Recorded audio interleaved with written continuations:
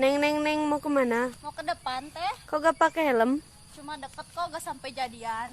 Video viral di media sosial memperlihatkan seorang perempuan berhijab jatuh usai melakukan freestyle menggunakan sepeda motor Yamaha RX King. Mula-mula dalam video tersebut perempuan itu terlihat mendorong motor jambret era 90-an warna kuning tersebut.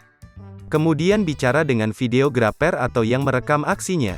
Dialognya mempertanyakan mengapa perempuan berhijab tersebut tidak memakai helm meski mengatakan pergi tidak jauh-jauh hanya ke depan. Dalam video yang diunggah akun Instagram Otomotif Weekly, perempuan tersebut tidak menggunakan safety riding yang lengkap mulai dari helm, jaket, sarung tangan dan sepatu.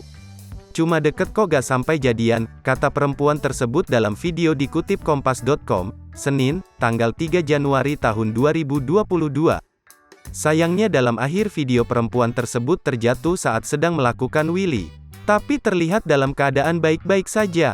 Reza Syahdri Sihombing alias Reza SS, pegiat freestyle yang sudah malang melintang di berbagai kejuaraan stunt rider Asia dan Eropa, mengatakan, anak muda yang sering melakukan aksi wheelie di jalanan terpengaruh tontonan dari sinetron, film, medsos, hingga motovlogger. Zaman dulu olahraga ini belum populer, tapi mulai ramai sejak internet mudah digunakan. Ketika orang bisa bebas akses, kemudian mudah tersebar, maka orang juga mudah meniru, ucap Reza, kepada kompas.com beberapa waktu lalu.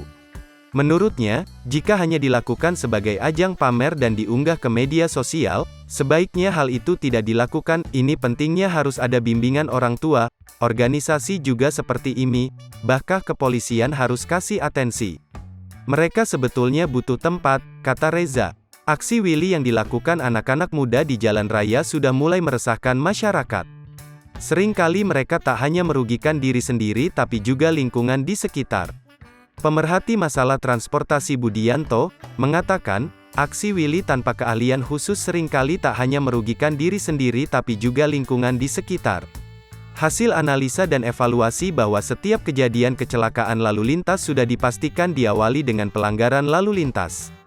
Aksi wheelie tentu berpotensi menyebabkan terjadinya kecelakaan lalu lintas, ujar Budianto.